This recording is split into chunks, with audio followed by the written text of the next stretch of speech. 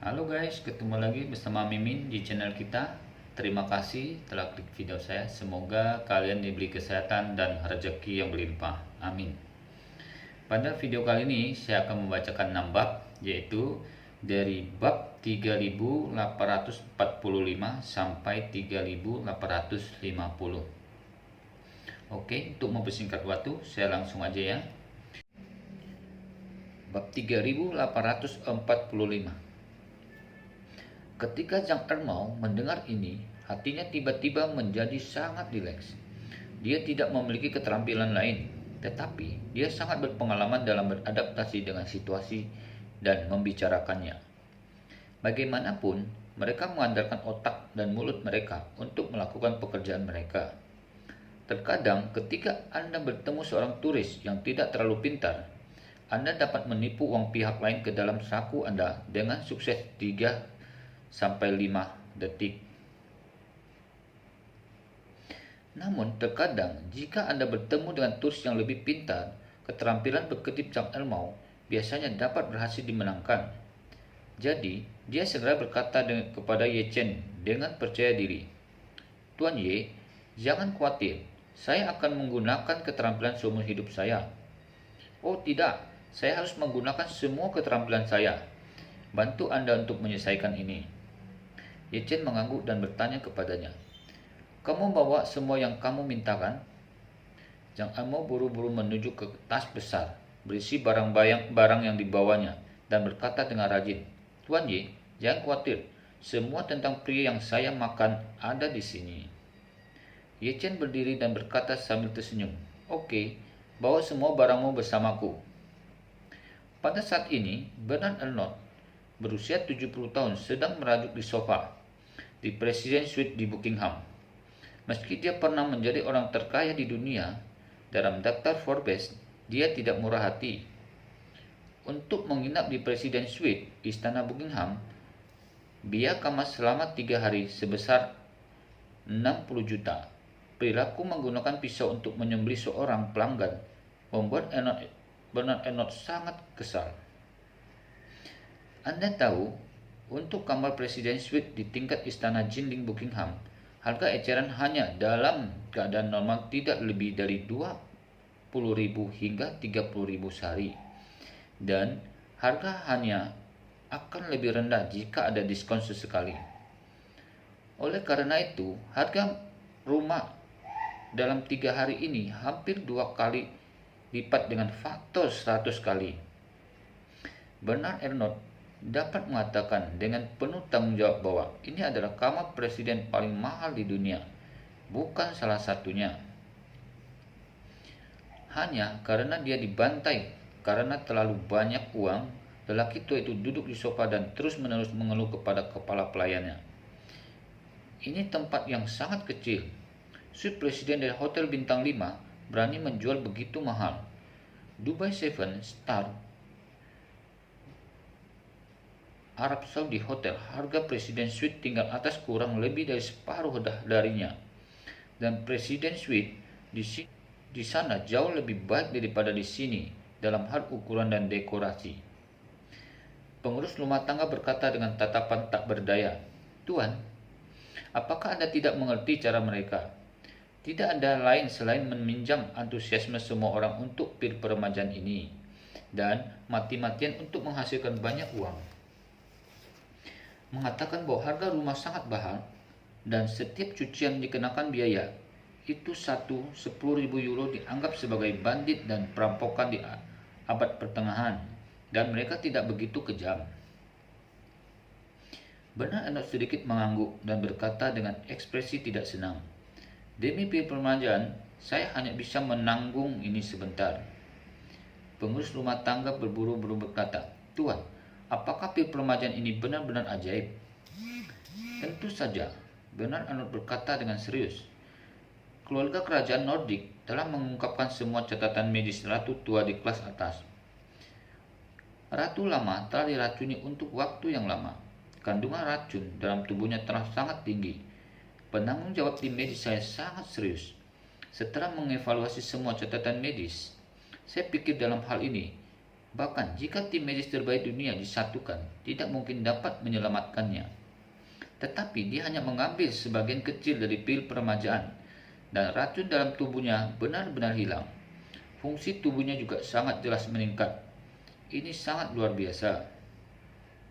Dengan mengatakan itu, Bernard Arnault berkata dengan ekspresi terpesona, "Sebagian kecil dari pil peremajaan memiliki efek yang begitu kuat. Saya tidak dapat membayangkan efek ajaib seperti apa yang akan dibawa oleh seluruh pil peremajaan." Kita lanjut lagi, bab 3846. Kepala pelayan mengangguk dengan lembut dan berkata, "Karena keluarga kerajaan Nordik telah meliris catatan medis ratu tua, saya khawatir masyarakat kelas atas Eropa sangat menginginkan peremajaan. Pelelangan akan sangat kompetitif lusa." Bernard Arnault terbatuk beberapa kali dan berkata dengan lemah, "Saya tidak tahan lagi. 2 prosedur lobektomi telah menyebabkan penurunan serius dalam kebugaran fisik saya. Jika ini terus berlanjut, saya mungkin tidak akan hidup selama 5 tahun lagi." Bertahun-tahun jadi pil peremajaan ini, saya bertekad untuk memenangkannya, dikatakannya. Bernard Arnault menambahkan, "Penyelenggara kali ini juga sangat licik. Mereka membagi terlebih dahulu 1 pil peremajaan menjadi 4 dan melelang 4 peremajaan itu di tempat. Dan itu juga akan membuat penawaran berhasil. Pemenang mengambil itu di tempat.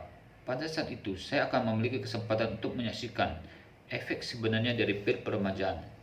Jika 1/4 dari pil peremajaan dapat memiliki efek yang jelas, maka saya dapat lebih yakin untuk menawar final akhir peremajaan itu."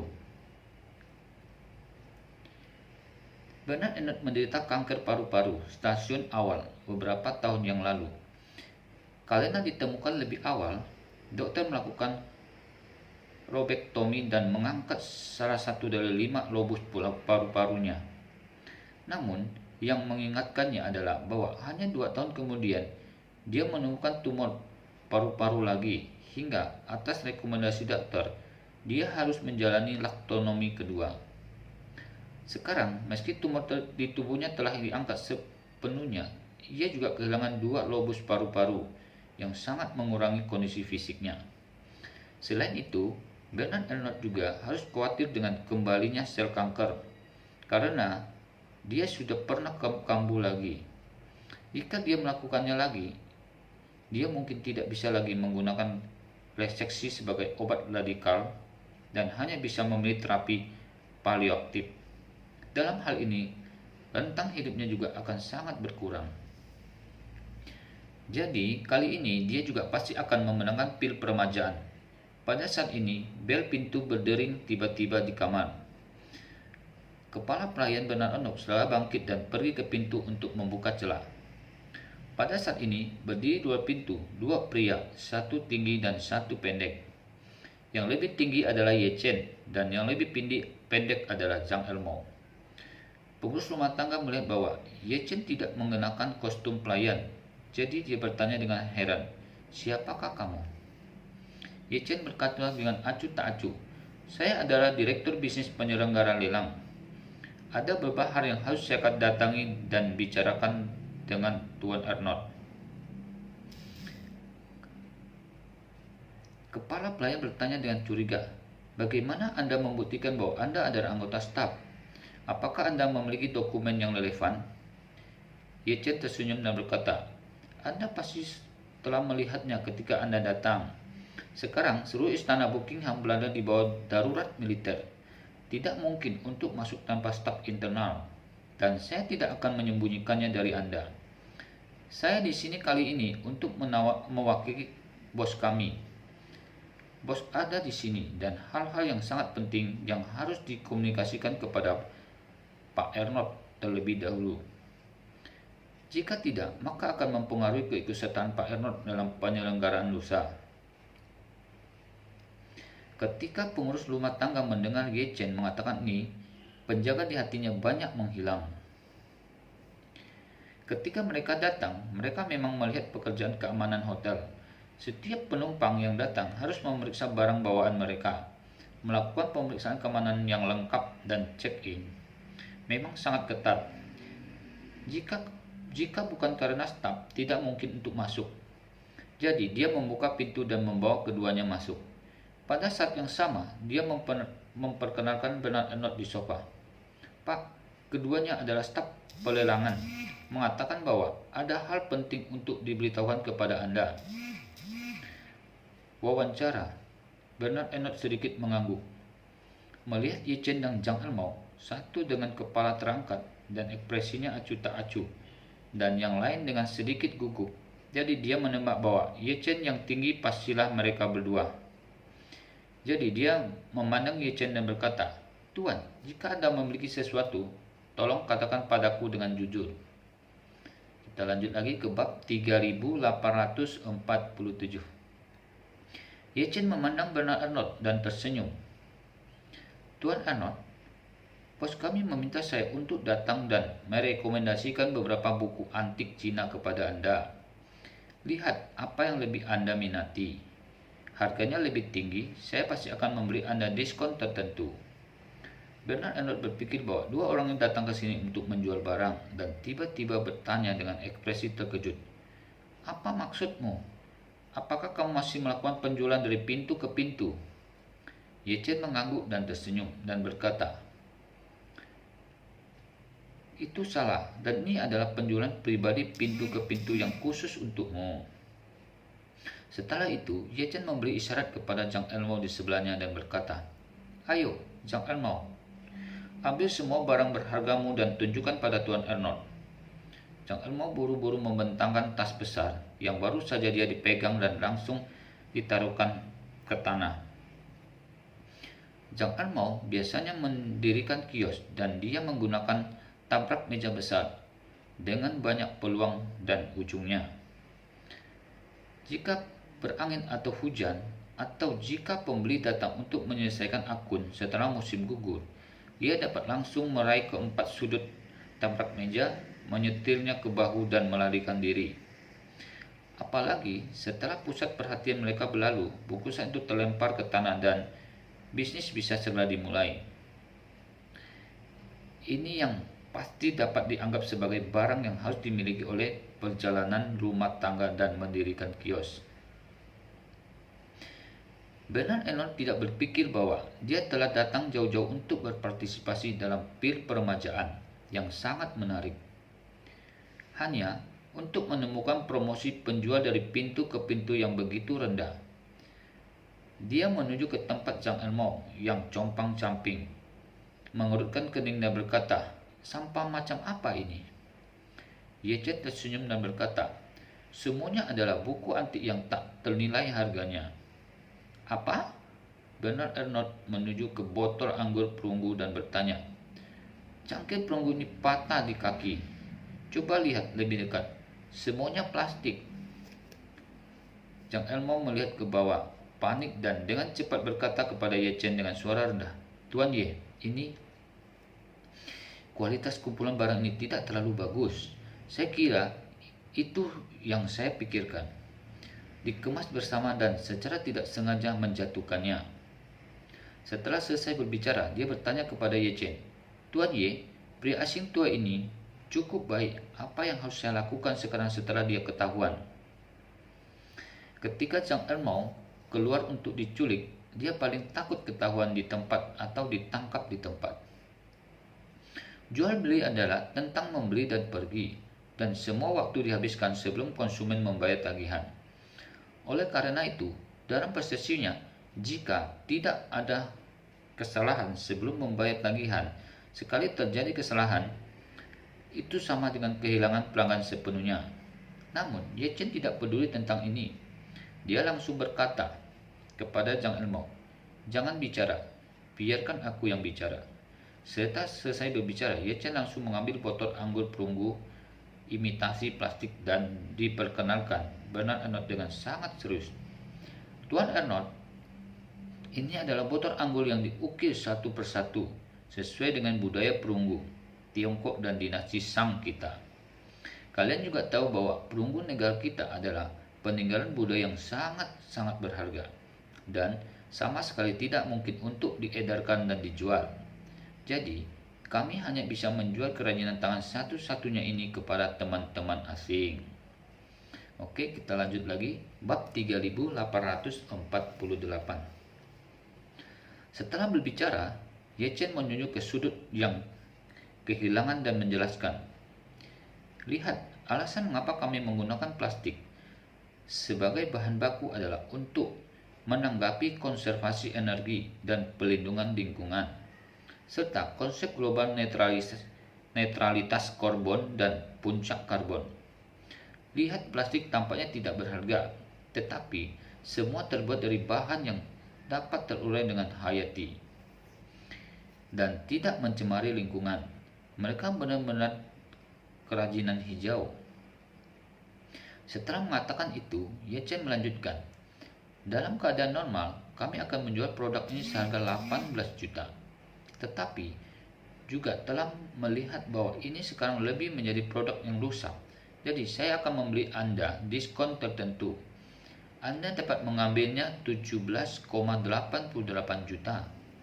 Setelah mendengarkan ini, Fisting kandung kemih Zhang Elmao menegang dan hampir mengeluarkan kencing. Dia melihat ekspresi Ye Chen, seolah-olah dia disambar petir dengan ngeri. Pada saat ini, dia hampir takut mati di dalam hati, dan dia tidak bisa tidak bertanya-tanya. Tuan Ye akan melakukannya. Harga pembelian barang yang hancur bukan 8 dolar. Dia menjualnya 18 juta ini. Ini bukan untuk membantai orang. Ini untuk linci.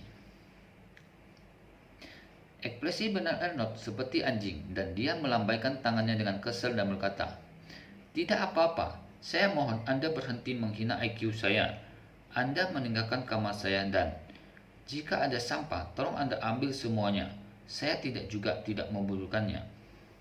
Tidak perlu, ekspresi Ye Chen tiba-tiba menjadi dingin, dan dia berkata sambil mencibir, itu benar-benar memalukan, Tuan Arnault. Jika Anda tidak membeli produk ini dari kami, maka Anda akan kehilangan kualifikasi untuk berpartisipasi dalam lelang ini. Apa? Bernard Arnault bertanya dengan marah. Saya telah lulus audit pendaftaran Anda, dan saya telah membayar biaya pendaftaran. Dan saya juga membayar biaya kamar 6 juta. Dan memiliki kualifikasi apa untuk mendiskualifikasi saya dari pelelangan? Ye Chen berkata secara alami dengan tatapan, karena kamu tidak memiliki barangnya. Barang tambalan. Bernard Arnault mendengar dua kata ini. Seluruh orangnya telah membatu. Dan dia pulih setelah beberapa saat. Berkata, saya mendengar bahwa pertama kali saya berpartisipasi dalam pelelangan, saya perlu mendistribusikan barang. Ya, ini konyol. Ye Chen tersenyum dan berkata, pergi ke toko Anda untuk membeli tas dan mendistribusikan barang. Tidakkah Anda perlu datang kepada kami untuk membeli Haucundan? Saat dia berkata, dia mengeluarkan kwitansi konsumsinya dan mencibir. Ayo lihat, pergi ke tokomu dan beli tas ratusan ribu. Itu wajib untuk mengalokasikan barang seharga 1 juta. Dan barang yang didistribusikan adalah sampah-sampah yang sudah tidak laku terjual selama beberapa tahun dan tertutup debu. Sekarang bos kami juga belajar dan menggunakannya. Dan sepenuhnya belajar dari strategi bisnis Pak Arnault. Bernard Arnault melirik daftar belanjaan. Wajahnya tiba-tiba lebih jelek daripada makan kotoran. Distribusi adalah aturan tak terucap yang ditetapkan oleh industri barang mewah. Bernard Arnault telah lama akrab dengan aturan tak terucap ini, dan bahkan menghasilkan banyak uang dengan mengandalkan aturan tak terucap ini. Tetapi dia tidak menyangka Ye Chen akan mengambil set anti-general ini di hari ini. Apalagi status distribusi yang tertera pada daftar belanjaan ini memang terlalu curang. Sebuah tas, bahkan dengan harga barang 6 kali lipat, itu benar-benar gila.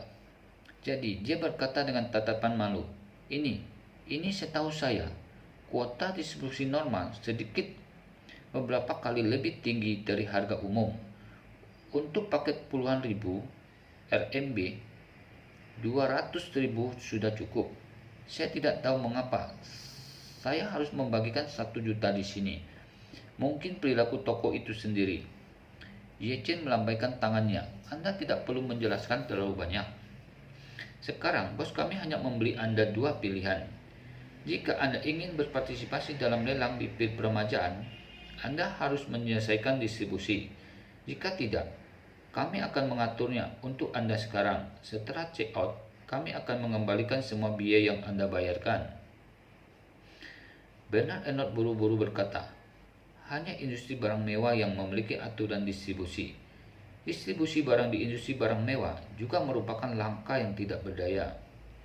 Harga banyak hal ini tidak dispekulasikan oleh merek kami, tetapi oleh orang luar. Untuk contoh, jam tangan Patek Philippe Nautilus memiliki harga publik kurang dari 20.000 euro 10 tahun yang lalu, tetapi harga pasar saat ini telah melebihi 60.000 euro dan telah berlipat ganda beberapa kali. Ini juga terbatas, jadi kami hanya dapat mengisi kesenjangan antara harga pabrik dan harga jual aktual melalui distribusi. Ini adalah situasi normal. Ye Chen bertanya sambil tersenyum. Mengapa? Bahkan jika sepotong Nautilus dengan ratusan ribu dolar adalah komoditas panas, itu harus didistribusikan. Bagaimana dengan pil peremajaan kita? 200 orang kaya hanya dapat mengambil 2 di antaranya. Bukankah itu jauh lebih dicari daripada Nautilus? Maka itu perlu dilengkapi dengan lebih banyak barang seperti Nautilus. Bukankah itu dibenarkan? Kita lanjut ke bab 3849. Saya, Bernard Arnault, terdiam. Kalau berdasarkan logika, bisa ditempati barang-barang aneh. Harus didistribusikan. Pil peremajaan perlu didistribusikan.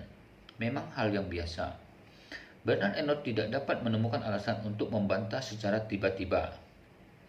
Tepat ketika dia terlihat masam dan tidak tahu harus berbuat apa, kepala pelayan di samping tiba-tiba berkata, "Tuan, ini pil peremajaan Anda memang lebih berharga. Ini benar. Tapi Anda adalah pelelangan. Jika ada harga publik tetap, maka Anda meminta untuk mengalokasikan barang berdasarkan harga publik, dan kami juga akan mengenalinya. Tetapi lelang, Anda awalnya untuk harga yang lebih tinggi. Jadi, mengapa lelang harus mengalokasikan barang tambahan?" Ketika Bernard Arnault mendengar ini, matanya benar dan berbinar, dan dia menepuk pahanya dan berkata dengan keras, "Ya, ini adalah lelang. Saya belum pernah mendengar ada lelang yang membutuhkan barang tambahan." Ye Chen melengkungkan bibirnya dan berkata sambil tersenyum, "Kalau begitu, kamu benar-benar berpikir terlalu banyak. Aku tidak akan membiarkanmu mendistribusikan pil peremajaan secara langsung. Lagi pula, kamu masih tidak bisa mendapatkan pil peremajaan. Saya meminta Anda untuk berpartisipasi dalam lelang pil peremajaan. Jika Anda memenuhi kualifikasi pertemuan, Anda dapat berpartisipasi dalam lelang jika Anda memenuhi standar alokasi kami. Jika Anda tidak memenuhi standar alokasi, maka saya meminta maaf. Keluar dan belok kanan, silakan meninggalkan." Bernard Arnault tampak sangat jelek dan berkata, "Kalian hanya perampok." Ye Chen bertanya kembali, "Apakah kami menangkap Anda?" "Prinsip kerjasama sukarela kami persis sama dengan aturan distribusi di toko Anda. Jika Anda bersedia mendistribusikan barang, Anda dapat berpartisipasi dalam pelelangan. Jika Anda tidak mau bekerja sama, maka Anda tidak perlu berpartisipasi." Setelah mengatakan itu, Ye Chen berkata dengan suara dingin, "Aturannya, saya sudah mengatakan dengan sangat jelas. Sekarang saya akan memberi Anda 2 menit untuk mempertimbangkan. Jika Anda masih menolak untuk mendistribusikan barang, sekarang saya akan membiarkan penjaga keamanan untuk bekerja sama dengan Anda untuk check out. Selain itu, kami akan langsung mengatur konvoi untuk membawa Anda ke bandara." Bernard Arnault akhirnya mengerti bahwa dia menjadi sasaran dan pembalasan. karena aturannya distribusi tokonya. Bos di belakang pil peledangan sekarang ingin menggunakan ini untuk menunjukkan dirinya. Namun juga tidak punya cara untuk membantah. Karena tokonya memiliki aturan seperti itu, selama itu ada barang yang populer, itu harus didistribusikan. Jika Anda tidak mendistribusikannya, Anda tidak akan mendapatkannya. Jika tidak ada kebijaksanaan distribusi seperti itu, bagaimana dia bisa menjadi orang terkaya di dunia, meskipun dia baru menduduk sebentar? Memikirkan hal ini, dia mengangguk dengan marah, menunjukkan ke botol anggur perunggu imitasi plastik, dan bertanya dengan sedih, apakah masalah ini berlalu setelah saya membeli ini? Ye Chen menggelengkan kepalanya. Bagaimana mungkin? Tidakkah kamu melihat bahwa aku mengambil tas besar? Setelah selesai berbicara, dia menunjukkan ke salah satu embel palsu dan berkata, lihat, embel yang berbentuk selama periode Cretaceous, dan ada kalajengking besar di dalamnya. Kalajengking yang begitu lengkap menetes ke sepotong ember. Itu sangat jarang. Menjualmu 80 juta. Tidak terlalu banyak kan? Bernard Arnault hampir pingsan dan berseru, Ini palsu. Seorang anak berusia 3 tahun juga dapat beli bahwa ini palsu. Apa yang salah dengan yang palsu? Ye Chen bertanya dengan jujur. Tidak bisakah aku menjual barang palsu padamu? Saya, Bernard Arnault benar-benar menangis kali ini. Berkata, katakan saja, berapa banyak lagi uang yang Anda butuhkan untuk memaksa saya membuat Anda puas? Kita lanjut lagi ke bab 3850. Ye Chen berkata dengan wajah tidak senang. Saya tidak suka mendengar Anda mengatakan ini. Kami membuka pintu untuk melakukan bisnis. Yang penting adalah Anda mencintaiku. Saya berpikir Anda harus bersedia bekerja sama sebelum saya akan menjodohkan Anda. Jika kamu tidak mau, aku tidak akan memaksamu. Itu sama dengan aturan di tokomu. Bernard Arnault mengangguk dengan cemberut dan berkata tanpa daya, Oke, saya tidak cukup keras untuk berbicara. Jadi, katakan saja harganya. Berapa banyak uang yang harus saya cocokkan? Dan masalah ini bisa berakhir. Ye Chen tersenyum sedikit memandang Zhang Elmo dan bertanya, Elmo, hal baik apa yang Anda miliki? Tolong perkenalkan kepada Tuan Arnault dengan cepat. Zhang Elmo menipu banyak orang pada hari kerja. Tetapi hari ini dia dapat dikalahkan oleh Ye Chen. Dia ragu-ragu untuk waktu yang lama dan tidak tahu harus bermulai dari yang mana. Ye Chen membenci besi dan menggelengkan kepalanya dan mengambil benda putih persegi dari tumpukan barang dan bertanya kepada Zhang Elmo, apa ini? Zhang Elmo berkata dengan canggung, ini. Melihat kurangnya kepercayaan dirinya, Ye Chen segera memarahi dengan keras. Apa yang kamu lakukan? Percaya diri, katakan dengan keras, apa ini? Zhang Elmo menggigit kulit kepalanya dan berkata, Tuan Ye, itu adalah segel giok kerajaan Chuan. Luar biasa, Ye Chen mengacungkannya, berseru dan menoleh ke Bernard Arnault dan berkata, Tuan Arnault, Anda juga berusaha mendengarnya. Benda ini disebut segel giok kerajaan Chuan.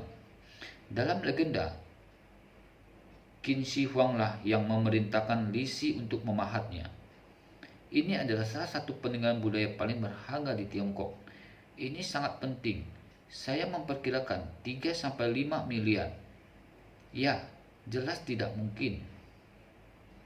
Berbicara tentang ini, Ye Chen melambaikan tangannya dan berkata dengan serius, tapi jangan terlalu mahal. Ruang untuk apresiasi hal ini sangat besar. Mungkin akan berlipat ganda dalam 2 tahun. Dan kita mungkin masih bisa meningkatkannya. Nilai pada saat itu, Anda dapat membelinya kembali dengan harga yang sama. Begitu suara itu jatuh, Ye Chen berkata dengan tergesa-gesa, tentu saja saya berkata ini mungkin karena kami berjanji untuk membelinya kembali.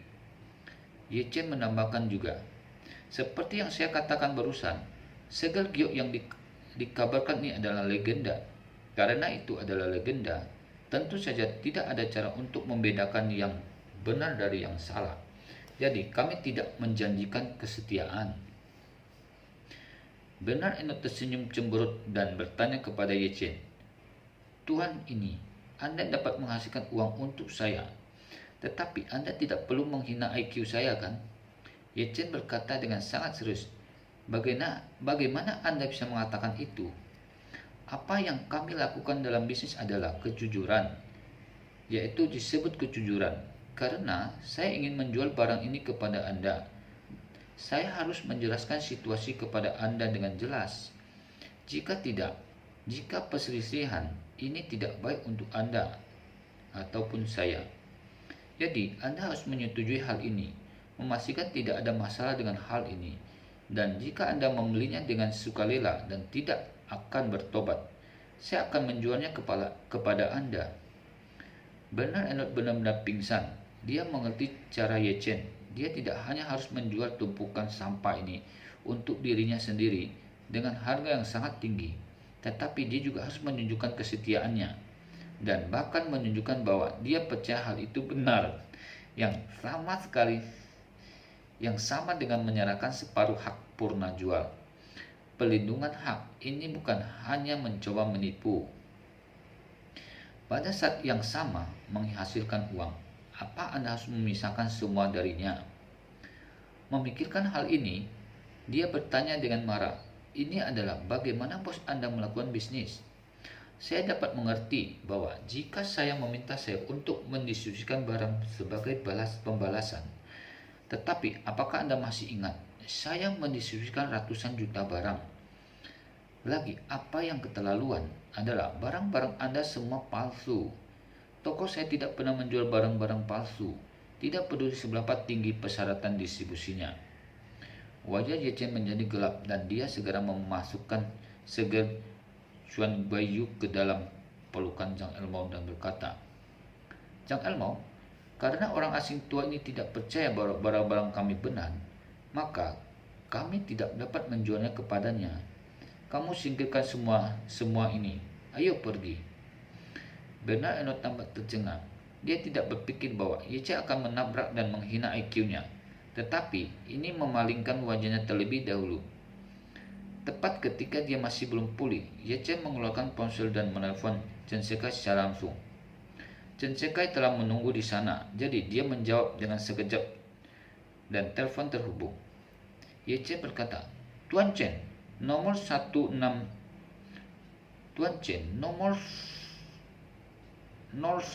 menolak untuk mendistribusikan barang. Biarkan keamanan membersihkannya dan biarkan peringkat pertama pengganti untuk menghentikannya. Oke, sampai di sini video kali ini. Sampai ketemu lagi di video berikutnya. Mohon maaf jika penyampaiannya kurang bagus. Sampai ketemu lagi. See you.